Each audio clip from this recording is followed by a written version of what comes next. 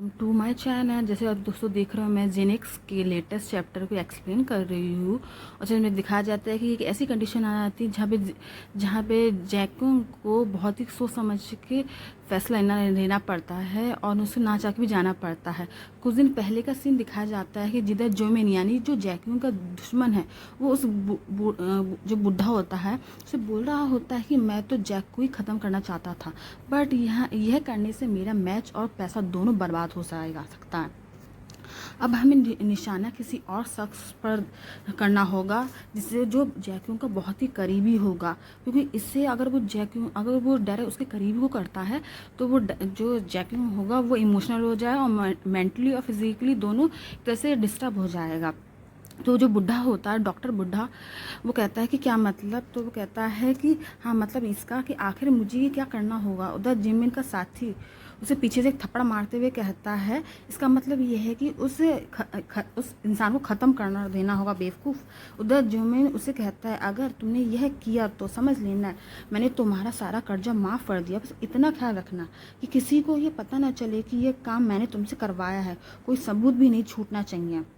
और अगर तुमने भी कुछ गड़बड़ की तो मैं तुम्हें बुरी तरह से मार के मछलियों को खिला दूंगा। और कहता है कि इन लोगों में से किसी को इन और फोटो को उसके सामने रखते हुए कहता है कि जल्दी से किसी करीबी जो जैकियों का करीबी है उसे चुनो जिससे कि वो मेंटली टॉर्चर हो जाए।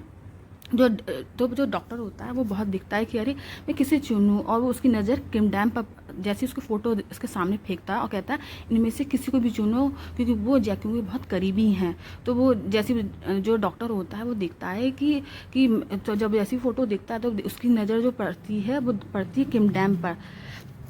और जैसे ही किम डैम पर पड़ता है तो कहते जल्दी से करो वरना मैं तुम्हारा सारा कर्जा माफ़ कर दूंगा।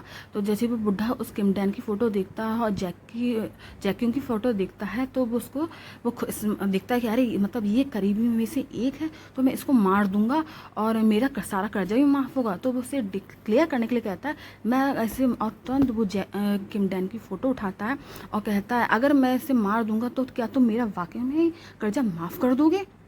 और शैतानी स्माइल करते हुए कहता है सच में तुम मेरा कर्जा माफ़ कर दोगे।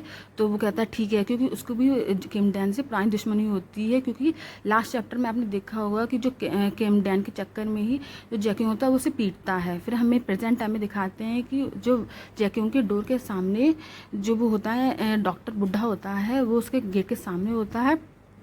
अब वो डायरेक्ट वो देखता है कि जो किम डैन होता है जब आता है फ्लावर और केक लेके, तो वो डायरेक्ट उसको दिखता है अरे कि अच्छा ये आ गया है, अब मुझे इसी का शिकार करना है। तो वो बिना कुछ सातिर किए वो डायरेक्ट अपने कोट से चाकू निकाल लेता है बिना खबर किए।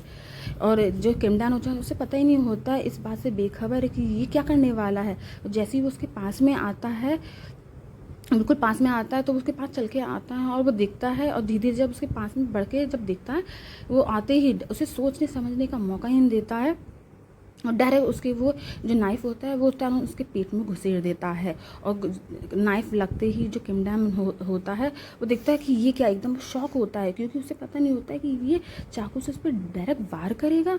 और वो एकदम शॉक हो जाता है और उसे कुछ ध्यान मतलब सुध खो देता है वो। और वो देखता है अरे कि मतलब ये क्या कि इसने मुझे मार दिया। और वो डायरेक्ट उसके पेट में जाके लगती है और पूरा वो उसके खून खून हो जाता है और वो डायरेक्ट उसको जैसे भी दिखता है। और जैसे वो जो किम डैन होता है वो उसके सारे जो जितने भी सामान होता है, जो फ्लावर केक लाया जाता है जैक्यूं के लिए, वो गिर जाते हैं और वो फ्लोर पे जाके नीचे गिर जाता है। जो डॉक्टर होता है दिखता है कि इसका खूब सारा खून बह गया है, उसे पता है कि मुझे इससे बचना है। तो वो तुरंत स्माइल हंसते हुए निकम्मों की तरह हंसते हुए और अपने चाकू को रखते हुए बहुत स्माइल कहता है गुड बाय, अब तुम मर जाओगे, अच्छी बात है कि।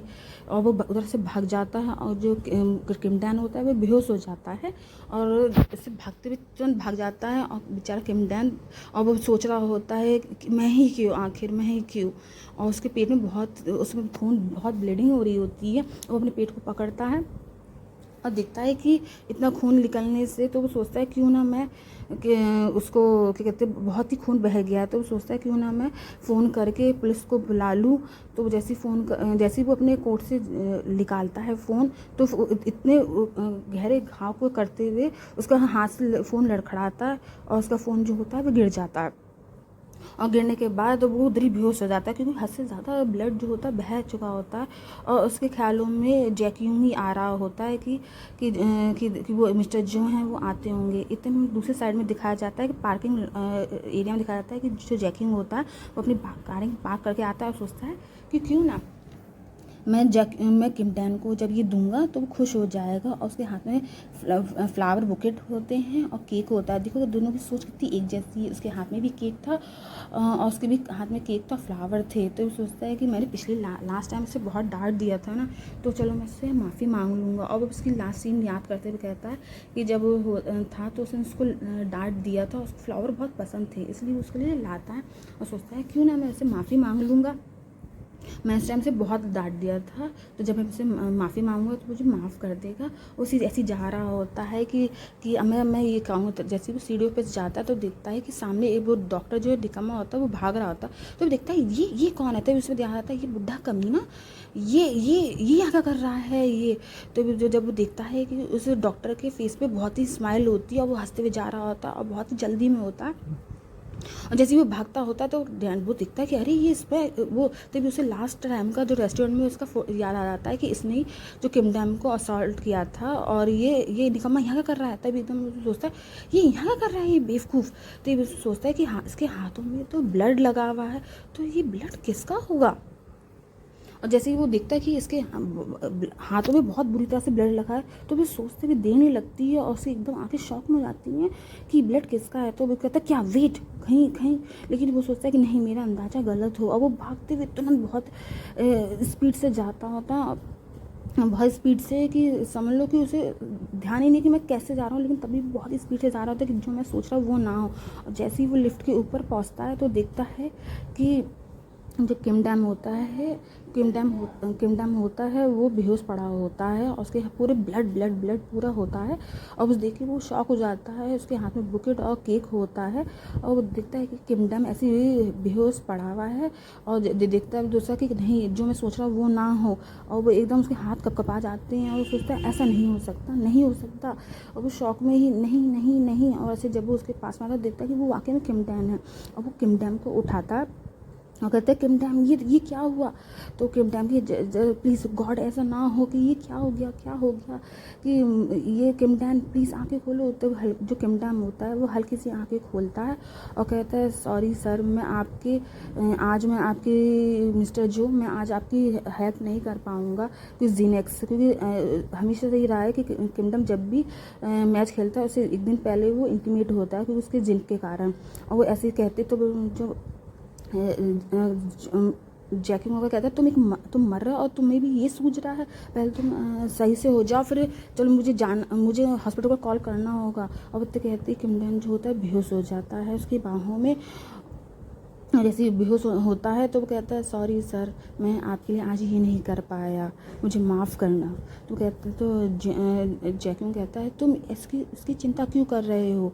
और उसके हाथों में वो बेहोश पड़ा होता है और दिखता है कि मेरे वजह से आपका इफ़ेक्ट हो जाएगा, आपका मैच इफ़ेक्ट हो जाएगा और आपसे प्लीज़ कुछ मत करिएगा उसको, क्योंकि अगर मेरी वजह से आपका कुछ भी हुआ कि आप जब मारेंगे उसे या कुछ भी करेंगे तो आपके मैच को इफ़ेक्ट कर सकता है, इसलिए प्लीज़ कुछ मत करिएगा और मेरे लिए वो कल का मैच जीतिएगा।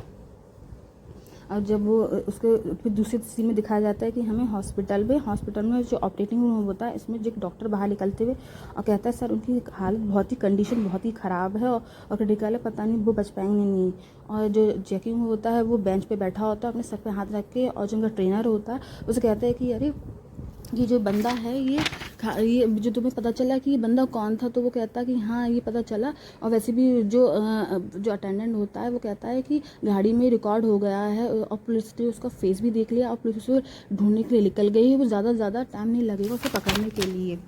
और जब देखते हैं पूरी रात वो निकल जाती है, उसके अगले दिन मैच होता है। वो कहता है और वो कहता है मैं नहीं जाऊँगा जब तक किम डैन को होश नहीं आ जाए। तो उसका ट्रेनर समझाता है नहीं ऐसा मत करो, क्योंकि अगर तुम नहीं करा तो तुम्हारा बहुत इंपॉर्टेंट मैच है तो तुम्हें खेलना ही होगा। और ऐसे करते करते दिन हो जाता है और कहते हैं कुछ देर में ही उस मैच होने वाला है।